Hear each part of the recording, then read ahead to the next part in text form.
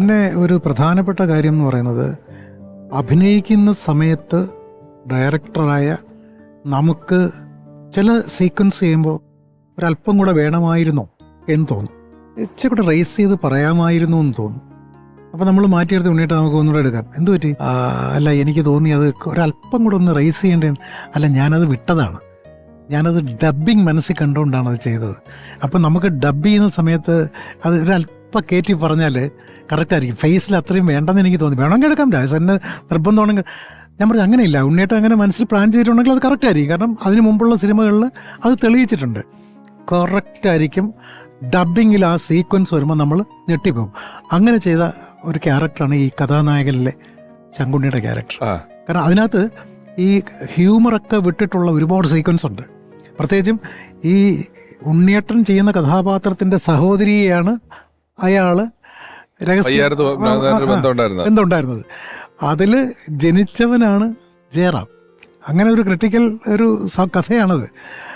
ആ സീക്വൻസ് ജയറാമിനെ അറിയിച്ചതിന് ശേഷം ഉള്ള ഉണ്ണിയേട്ടൻ്റെ ഒരു പെർഫോമൻസ് ഉണ്ട്. അവിടെ പയ്യാരത്ത് പത്മനാഭൻ നായർ ജീവനാണെങ്കിൽ പോലും ഇതിൻ്റെ പേരിൽ ഇയാളൊന്ന് അനുഭവിക്കണം എന്നുള്ളത് ആ ശങ്കുണ്ണിയുടെ ഓരോ ചലനങ്ങളിലും.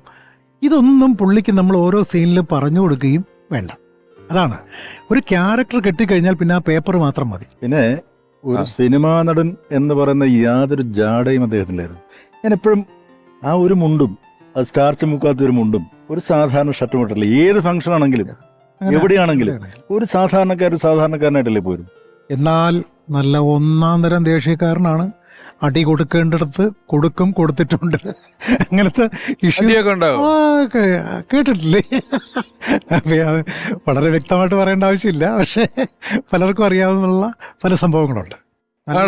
നല്ലവന്മാരായ ആൾക്കാർക്കൊക്കെ അല്പം ദേഷ്യം കൂടെ ഉണ്ടാവും. അത് ഉണ്ണിയേട്ടന് നന്നായിട്ടുണ്ട്. അത് കാണിക്കേണ്ട സ്ഥലത്ത് അദ്ദേഹം വ്യക്തമായിട്ട് കാണിക്കുകയും ചെയ്യും. പിന്നെ ഈ വേറൊരു കാര്യം ഞാൻ ശ്രദ്ധിച്ചു, ഇൻസൾട്ടിങ് പുള്ളി സഹിക്കത്തില്ല. അദ്ദേഹത്തിനെ കളിയാക്കുന്നത്, അത് കളിയാക്കുന്നല്ല, തമാശയ്ക്ക്. അയ്യോ, തമാശയ്ക്ക് കളിയാക്കുന്ന പുള്ളി വീണ് കിടന്നിരിക്കും. അത് വേണമെങ്കിൽ ജനാർദ്ദനൻ ചേട്ടനും പുള്ളിയും കൂടെ അടുത്തടുത്തിരിക്കണം. രണ്ടും കൂടെ ഇരുന്ന് കൊടുത്താൽ അങ്ങോട്ടും ഇങ്ങോട്ടും നമുക്ക് ഈ പ്രോഗ്രാമിൽ പറയാൻ പറ്റാത്ത കുറെ വാക്കുകളൊക്കെ ഉണ്ട് അവർക്ക്. ആ വാക്ക് ഉപയോഗിച്ചുകൊണ്ട് അങ്ങോട്ടും ഇങ്ങോട്ടും പറയുന്നത് കേൾക്കണം. നമ്മൾ കിടന്ന് ചിരിച്ച് തലയറിഞ്ഞു പോകും. പ്രത്യേകിച്ചും ഈ ഇതിൽ മറ്റേ 2 സിനിമയുണ്ട്. ഒന്ന് വാർദ്ധക്യ പുരാണത്തിൽ അവരുടെ കോമ്പിനേഷൻ ഉണ്ട്, 2 ഈ ശ്രീകൃഷ്ണപുരത്ത് നക്ഷത്രത്തിളക്കത്തിൽ. അതിൽ ദാസേട്ടൻ പാടിയ പാട്ടാണല്ലോ ഈ ഒരു തുള്ളി പല തുള്ളി പെരുവെള്ളം. അപ്പോൾ ഈ അദ്ദേഹം പാടി അഭിനയിക്കുന്നത് മറ്റൊരു ചുമ്മാ ഷൂട്ടിങ് ഇങ്ങനെ കണ്ടുകൊണ്ടിരിക്കുകയാണ്. അനീഫ് ക, ഇന്നസെൻ്റ് ചേട്ടൻ, അമ്പിളി ചേട്ടൻ. ഓരോ ഷോട്ടും എടുത്തിട്ട് നമ്മൾ ഒന്നിരിക്കുമല്ലോ ആർട്ടിസ്റ്റിൻ്റെ അടുത്ത് വന്നിങ്ങനെ ഇരിക്കുമ്പോൾ യേശുദാസ് അറിഞ്ഞായിരുന്നു ഈ പാട്ട് പാടുന്നത് ഇങ്ങേരാണ് പാടി അഭിനയിക്കുന്നത്, വിഷ്വലുള്ളത്. അതിന് ശേഷമാണ് പുള്ളി പൈസ കൂട്ടിയത്. ഞാൻ പറഞ്ഞു അത് ഉറച്ച് പറഞ്ഞു. അപ്പോൾ പറഞ്ഞു, നിങ്ങൾക്കൊക്കെ അസൂയയും കുശുമ്പും ഉള്ളവരാണ്. എനിക്കിങ്ങനെ ഒരു പാട്ട് പാടാൻ കിട്ടിയത് എൻ്റെ ഭാഗ്യം കൊണ്ടാണ്, നിങ്ങൾക്ക് കിട്ടിയിട്ടില്ലല്ലോ. അപ്പോൾ ഇങ്ങനെ ചില കളിയാക്കലുടെ ഇതൊക്കെ ഭയങ്കര സ്വാതന്ത്ര്യമുള്ളവർക്കേ പറ്റുള്ളൂ. അവരുടെ ബൗണ്ടറീസ് അവര് തീരുമാനിച്ചിട്ടുണ്ട്. ഇയാള് ഞാനവരുടെ സുഹൃത്താണ് എന്നും കണ്ട് വേറത്തെ ആള് ചിലപ്പം അത് പറ്റത്തില്ല. അത് പറ്റത്തില്ല.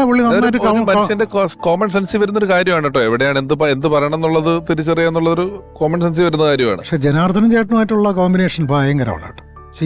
ജനാർദ്ദനുള്ള കോമ്പിനേഷൻ ഒരു പടം നമ്മൾ ഉറപ്പായിട്ടും പറയേണ്ടതുള്ളത്.